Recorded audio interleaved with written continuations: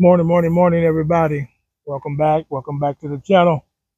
This is Papa J from Papa J in the Gardens. Today, we're just going to show you what we're going to take for our Christmas dinner. We're going to come out here. We're going to harvest some cabbage. And the reason we're going to harvest this cabbage, even though it's not as big as it should be or could be, is because I want to reset most of this bed here. On that trellis right there, we normally have our sugar peas, snow peas on it at this time of the year. But you see not very many of them germinated. We have a few there, so I want to replant that. And actually, we have a few peas out there on the pods. We have a few pods on the plants there.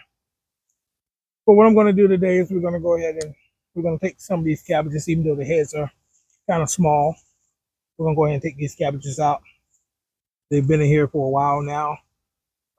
They struggled a little bit with the heat, and that's why we have a little pest pressure on them. Now, if I was to leave them, they would continue to grow. But I have other stuff waiting to go here in this spot. Back over here, we have one beautiful little squash. We're going to grab that right now. All the squash plants have come out. Oh, we got some critters on it.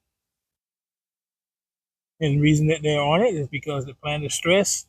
It's full of powdery mildew, and it's not getting the nutrition that it needs. Now, I'm not even going to destroy this squash nor the pests that are on it. I'm simply going to throw it over into my compost bin. I have one large compost bin now.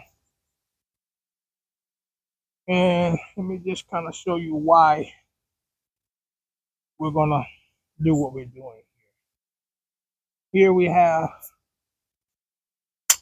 the other end of the box here. And spinach has grown quite a bit. Also have a few kale plants here. And they're at the point where I'm going to start taking some of the young tender leaves off of it as well. Here's my lettuce. It is just about mature. And we actually started harvesting this last night. It may not look like it. Let's look at it like this. But there is actually 4 heads of lettuce missing out of this that we took last night for our taco salads. We did taco salads as well as lettuce wrap tacos. These greens here is what I was planning to have for tomorrow's meal. This is the hybrid cabbage collard green. I was planning on having it for, but the lady of the house said we're not having it tomorrow, so that's that. But no, I still have to come in here and I have to go ahead and take some of these leaves and clean all this up some. This plant here is doing absolutely amazing. These collards here were taken at Thanksgiving. We went all the way around, and there was only a few leaves left on each one of these plants here. And that was part of our Thanksgiving meal. And here we are just a month later, and you really can't tell that we took anything off of that plant. Here we have choy. You know, we spent a lot of choy, been using a lot of choy. You can see that there's spaces here. Use a lot of choy in my smoothies. Now that I'm starting to take my smoothies more consistently, we're going to be using a lot more. But these are past their prime. And if you look right down there where that leaf is, you'll see small flowers. I can tell by how that plant's elongating. That is starting to go to seed, even though it's cool. And I have no problem with that because I have hundreds of thousands of these seeds that I saved right here in this yard, actually from this same garden area from a year or two ago. And I'll probably save some more just to make sure I have some fresh. But and we'll do a video about it just in case you're not familiar with how to save your seed from something like this. But we're going to clear this whole area here. We're going to go ahead and clear this whole area out today. The choy is not going to go to waste. I'll probably use some in the smoothie because I haven't made my smoothie for the day, but I'll probably use some in my smoothie. And the rest will go to the chickens. The It's a really nice treat. I try to feed my chickens even more healthy than I feed myself because I do eat the eggs. We do use the eggs, and we want them to produce us some really good eggs. You know, not everything goes quite like we planned. For whatever reason, this curly leaf kale here just is not happy in this bed. I'm not going to try to force it. It's coming on out of here today, as well as I might take them today. I might wait for another day or two before I take these choice here. That way, we extend how much and how fresh it is that we're feeding to the chickens. I was so impressed with those hybrid collards that I went and purchased more of them, and we have another double row of hybrid collards here. Now, this one particular, the one problem I do have here growing the way I grow without using any pesticides, any herbicides, no fungicides, any of that kind of stuff. Everything we do is trying to feed the soil and allowing the plants to do what they do. But one issue I do have here, I don't even know exactly what it is. Right here on the back of this leaf looks like a whole bunch of little eggs. Now, it doesn't do it in all the areas of the garden. Even in my side yard garden, when I had it in the ground, I would have the same problem. So what I do is I simply do not harvest these. I normally leave these leaves that are, I'm gonna call it infected or infestated with these eggs. I normally leave them on the plant and harvest everything above them because normally above them there is no, they're not there. It's always on the bottom row leaves, maybe the next leaf up. But if you look at this little plant right here, all the leaves on this one has it on there, which leads me to believe that this choy plant's gonna have it. These collards may have some. Nope, not a bit. Oh, I'm glad to see that. But I think it's because this plant is not doing as well as it should be doing. I don't know why, but sometimes they just don't. It was planted the same day that this one was planted. Planted in the exact same row that this one is planted. And it the same way that one is planted, but this one's not doing well and the rest of them are. So I mean, it's gardening. Not everything works the way that you would like it to work. And here's another prime example right here in front of this beautiful Santa. We have a pepper plant that just didn't make it. It had a few peppers on it, and it just decided it wanted to go to sleep. Pepper right beside it. It's made it and put out more peppers, and then the same type of peppers right there. And it's doing just fine. Why this one didn't make it, I have no idea. I'm not gonna lose any sleep over it. Sometimes plants just don't make it. I'm gonna have to kind of see what's going on in this bed though, because other than those collards and these choys, everything's not growing the way it should. Here is Brussels sprouts, and this is a Brussels sprout. You see, we had pests coming.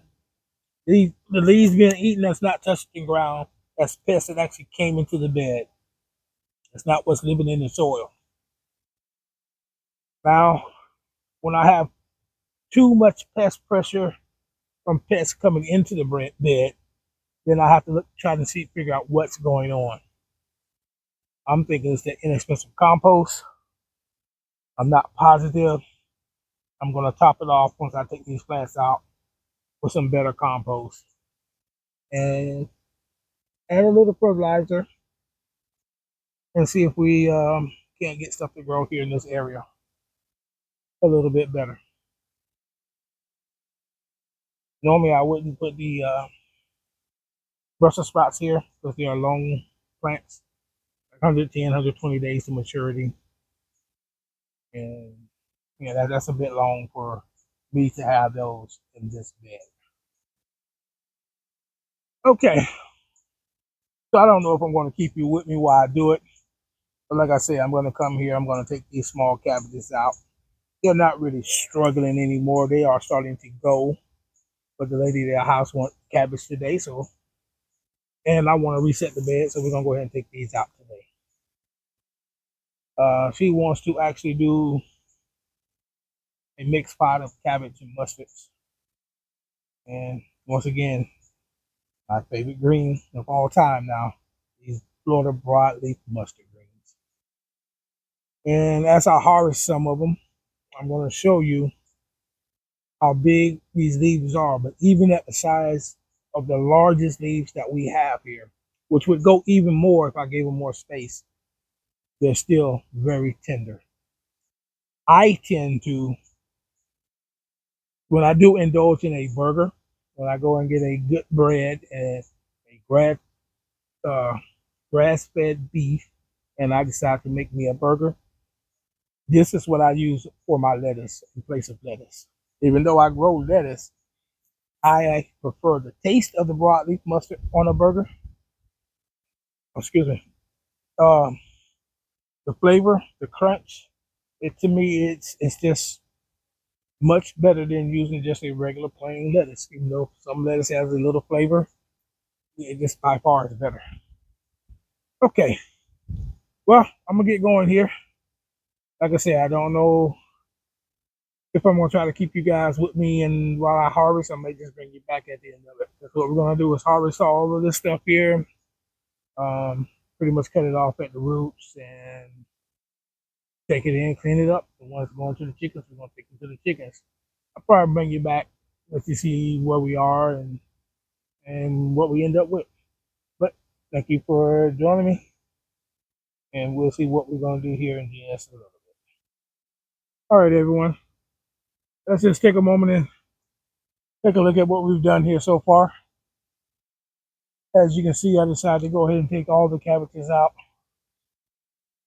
And if you notice, I actually cut them off instead of pulling them out. And the reason being is because I'm always looking to feed the soil. Those roots will break down and they'll continue to feed the soil. Same thing over with the choys that came up from right here. We simply cut them off, left the roots in the ground. We're going to go ahead and take this little fella out right here today. Um, it's already infested with the eggs that I was talking about earlier in the video. Plus, he's been there a while. He hasn't really moved. It's been too crowded, whatever the reason. I don't know. I'm not going to be concerned about it. We're simply going to take him out and give something else a chance to use this space. Uh, this is what we've taken out so far. And it's going to go feed the chickens. As you can see, some choy that's kind of gone to seed. It's still good and edible, but like I said, I like to feed my chickens well as well. Then all the outer leaves. Now, the outer leaves on the cabbage are usable. We do not use them as far as cooking them um, with the cabbage when we cook the cabbage. This is what we got out of it. Now, you may be thinking to yourself, Papa J, why would you take the time and effort to grow this and this is all you got out of it? Well, it didn't take that much time. The effort wasn't very hard, but the main reason is I know exactly what's in this basket here. I know exactly what's in there. I know there's no pesticides, no herbicides. There's nothing that's gonna hurt me or my family on this food right here. So for me personally, it was more than worth it to grow this for this meal. Now we're gonna go ahead and take some of these broadleaf mustards to go along with them. You wanted lady of the house wanted a mix pot today, so that's what we're gonna have. So before I let you go, I talked about the broadleafs a little bit earlier. So before I let you go, I'm just gonna show you the size of some of them. And make no mistake about it, if you're not familiar with this particular green, they are still going to be very, very, very, very, very, very tender. They'll still be tender. Now this is not even one of the largest greens, but like I tell you, I'm actually a pretty good sized guy. I ain't gonna say I'm a large guy, but I'm a pretty good sized guy. I'm over 6 foot. My wingspan is over 6 foot, closer to 7 foot, and this is as long as my forearm, fingertips to forearm, and that's not even the largest. But that green right there, I still can just pull a piece off of it, eat it right out here in the yard, and it'll be just tender enough for me to eat with no problem.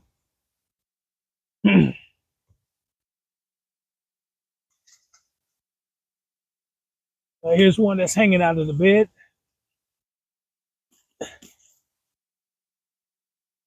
but it's even longer. It's almost the length of my whole arm. There's absolutely, besides this little patch right here, there's nothing wrong with that leaf. So it goes in. And now I'm just going to go ahead and get down, get some of these leaves out of here. I am not going to crop all of the plants today, but I am going to try to crop it where make space for the other ones and they continue to grow. Also, I know myself, I'm going to want to come out here and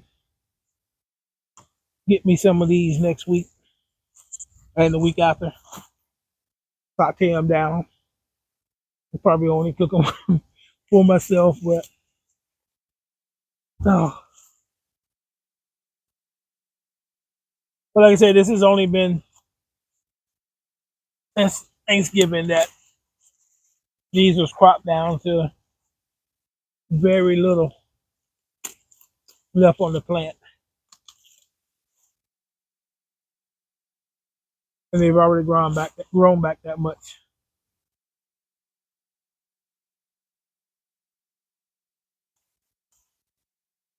So if you're not familiar with the Florida broadleaf mustard, and you actually like greens, you like the taste as well as the nutritional benefits of greens, then I suggest you give them a try. They're not hard to find. Once you grow them, you can save enough of your own seeds to grow for the rest of your growing career, really. And the way this thing is going in the world, I suggest you save your seeds because they might not be available to you where they are right now in the future.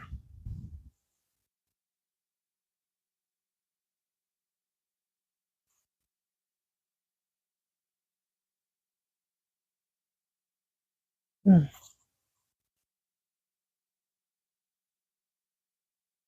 You know, one thing different about this, if you have those collard green leaves that are this big, you're going to take hours and hours to cook them. I'm not going to say they're not going to be good. They'll still be good if you know how to cook them.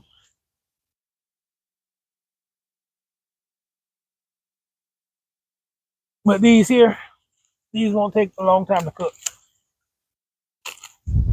You can cook these down nicely, short period of time. Another thing I want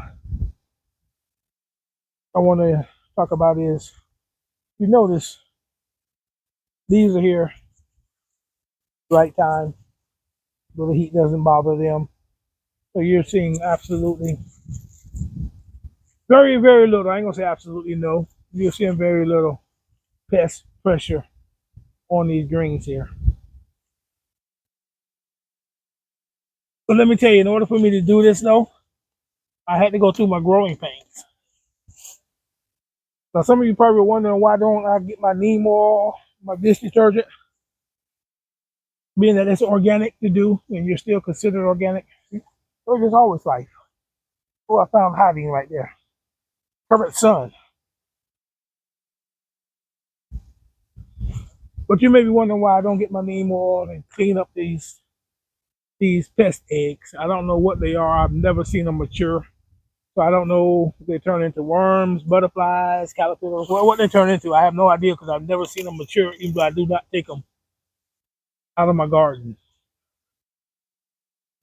But I had to go through the growing pains to get to this point because my health was important to me. And it still is a journey to recovery. Still not quite where I want to be, but I'm much better than I was. And my health is important to me. And that's why I do not use the pesticides, herbicides, and all that good stuff. That's why when my first year or so, when I had pest pressure, when it was coming out here eating things up, I didn't do anything about it but keep working on my soil. All the stems that we don't eat from the greens, they'll be compost back down into the soil here. All the waste that comes out of anything that comes out of the garden, if it comes from the garden, it goes back to the garden if we don't use it. One way or another. Now,